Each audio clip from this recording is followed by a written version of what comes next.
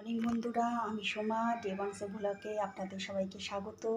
আজকে আমি রান্না করব খুব সিম্পল একটা রান্না, বাটা মাছের ঝোল। এই রান্নাটা আমি আপনাদের সাথে শেয়ার করছি। আপনারা অবশ্যই দেখবেন, সাবস্ক্রাইব করবেন, লাইক করবেন, আপনারা আমার সাথে থাকবেন। এবং আমি এর জন্য প্রথমে এই যে বড়ি নিয়েছি, বড়িটা আমি ভেজে প্রথমে তুলে নেব। বড়িটা আমি হালকা করে ভাজবো, ভেজে একটু লাল লাল হলেই বড়িটা আমি তুলে রাখবো।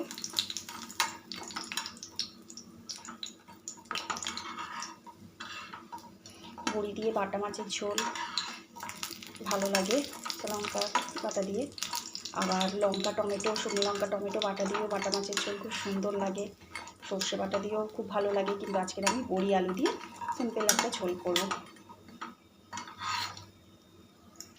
বড়িটা আমার ভাজা হয়ে গেছে, আমি তুলে নিয়েছি। এবার আমি মাছগুলো একটা একটা করে কড়াইতে দেবো, দিয়ে ভেজে নেব।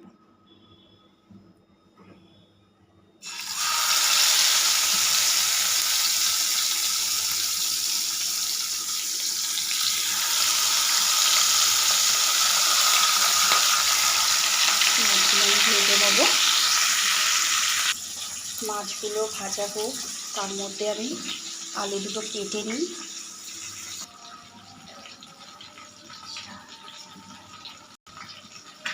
ভাজা হতে হতে আলুগুলো ভালো করে ছাড়ানো হয়ে গেল, ভালো করে ছাড়ানো হয়ে গেছে। ধুয়ে ধুয়ে পিস পিস করে কেটে নেব।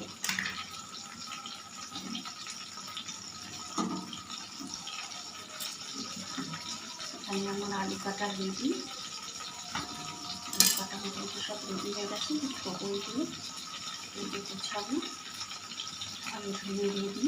এবার আমি একটু টমেটো কেটে নেবো, টমেটো পিস পিস করে কেটে নেবো। টমেটো দেবো, লঙ্কা দেবো, আর জিরে আদা বাটা দেবো।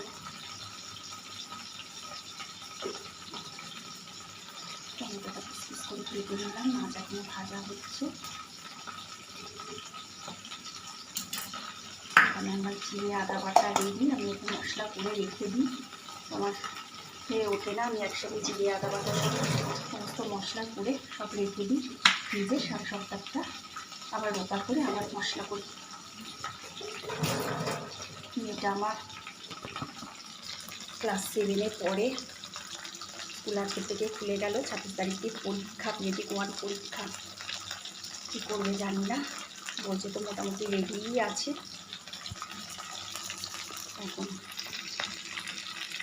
দেখা যাক কী হয়। আমার বড় ব্লগ করার, ভিডিও করার মতো সময় আমি পাই না ছেলেটা ছোটোর জন্য। ছোটো ছোটো ভিডিওই ছাড়ি। আপনারা অবশ্যই আমার পাশে থাকবেন। আমার এই ছোটো ছোটো ভিডিওগুলোকে, আবার ঘরোয়া এই ভিডিওগুলোকে আমি আপনাদের সাথে তুলে ধরি। আপনারা আমার পাশে থাকবেন, এটি অবশ্যই আর ভিডিওগুলো দেখবেন, লাইক করবেন। এখন আপাতত তিনটেই পরে দুটো টিচার রেখেছি, ইংলিশ টিচার বাড়িতে এসে পড়ায়, ইংলিশ আর ইংলিশ টিচার। সায়েন্স আর কম্পিউটার আর নাচটাও পড়তে যায়। সপ্তাহে 3 দিন ইংলিশ আন্টি আসে বাড়িতে পড়াতে, আর 4 দিনও পড়তে যায় বিকেলে।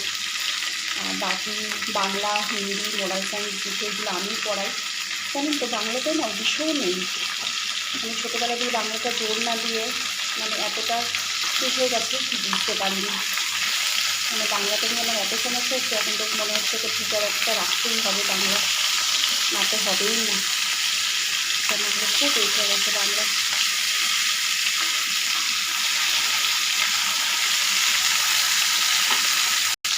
মাছগুলো উল্টে দিয়েছি, উল্টে দিয়ে এবার আমি একবার রামাকে একবার দেখে আসি। রামা ঘুমাচ্ছে, আস্তে করে দরজাটা খুলে। হ্যাঁ, এখনও ঘুমাচ্ছে রামা।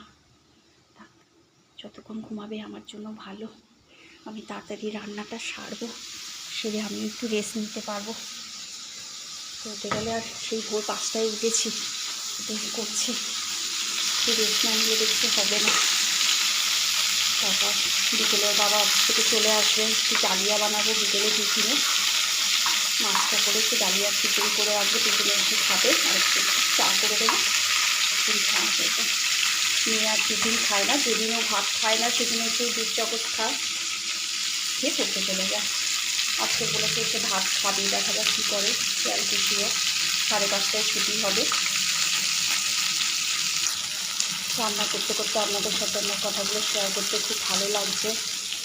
কাজটাকে এতটা কাজ মনে হচ্ছে না। দেখি একটু বাইরে যাই, জামা কাপড়গুলো শুকিয়েছে কি না। ওদের তো তেমন তেজ দেখতে পাচ্ছি না একটু, কেননা 1টা বেজে গেলে আরও জামা কাপড়গুলো বাইরে রাখা যাবে না।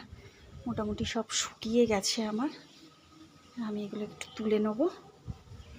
হ্যাঁ, মোটামুটি সব শুকিয়ে গেছে, একটু জামা কাপড়গুলো তুলে নিই। সবই রেডি, একটু জামা কাপড়গুলো তোলাও গেছে। আপনাদের সাথে কথা বলতে বলতে এদিকে আমার মাছও ভাজা হয়ে গেছে। মাছগুলো এবার আমি তাকে তুলে নিই। তেল আমার গরম হয়ে গেছে, এবার আমি একটু জিরে ফোড়ন দিয়ে দেবো। জিরেটা পুড়ে যাক। এইদিকে আমি রান্না করতে করতে, মাছের ঝোলটা করতে করতে এদিকে ডালিয়াটা বসিয়ে দিয়েছি, সিদ্ধ ডালিয়া আর ডাল। কেননা রামা ঘুমানো অবধি আমার কাজ করার সময়, উঠে গেলে আর কিচ্ছু করতে পারবো না। হয়তো প্রত্যেকেরই যাদের বাড়ি বাচ্চা ছোট তাদের এইভাবেই কাজ করতে হয়। আপনারা অতি অবশ্যই জানাবেন আমাকে সবাই এইভাবেই কাজ করেন কি না। জিরেটা হয়ে গেছে, এবার আমি আলুগুলো একটু হালকা করে ভেজে নেব।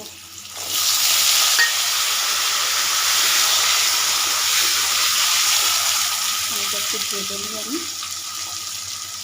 তার মধ্যে আবার আমাকে আরেকবার গিয়ে দেখে আসি ঘুমাচ্ছে কিনা।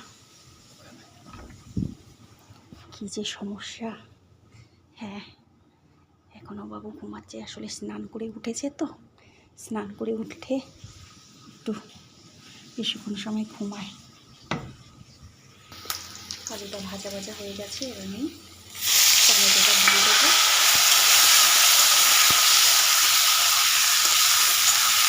টমেটোটা হালকা একটু সিদ্ধ হয়ে যায়, সেগুলো আমি মশলাগুলো সব দেবো। আলু টমেটো আমার ভাজা ভাজা হয়ে গেছে, এবার আমি দেবো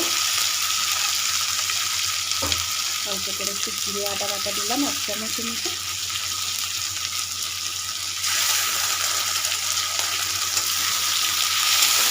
মশলা খুব কম দিয়ে রান্নাটা করবো, জ্যান্ত মাছটা হয়ে গেছে। আমি দেবো একটু পরিমাণ মতো হলুদ,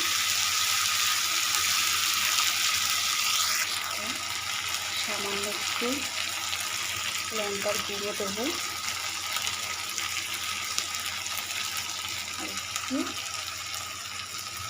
নুন দেবো স্বাদ মতো। এটা ছাড়া রান্না করে অসম্পূর্ণ থেকে যায়।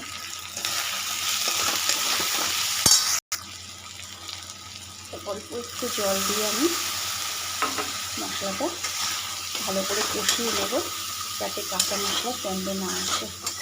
মশলাটা কষানো হলে তেলটা বেরিয়ে আসবে, বোঝা যাবে। আস্তে আস্তে মশলাটা আমি কষিয়ে নিই। আর মাছের ঝোলের মশলা কষানো হয়ে গেছে, এবার আমি জল দিয়ে দেবো, পরিমাণ মতো জল দিয়ে দেবো। একটু ঝোলঝুলিয়ে রাখবো হালকা।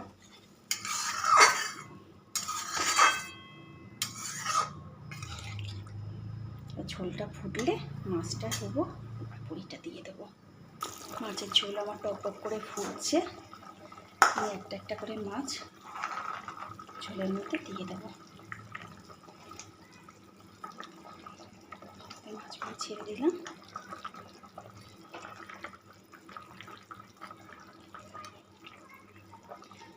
নামানোর আগে আমি বড়িগুলো দেবো। ধনে পাতা দিলে ভালো হয়, কিন্তু ধনে পাতা এই মুহূর্তে নেই।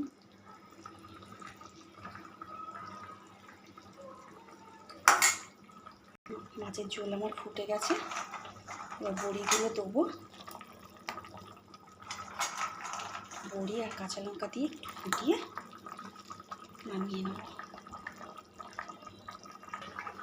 মাছের ঝোল আমার রেডি হয়ে গেছে, এবার আমি নামিয়ে নেব।